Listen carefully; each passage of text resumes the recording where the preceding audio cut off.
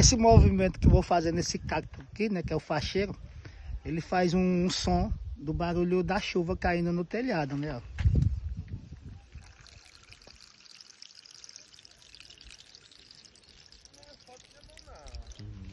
E faziam isso para mostrar para as crianças como mostrar era o às barulho da crianças chuva, o porque aqui barulho da demorava chuva. muito para Às chover. vezes tinha ano que as chuvas aqui era mais difícil também. Quer fazer? Quer fazer? Quer fazer? Ó, só encostar a mão aqui.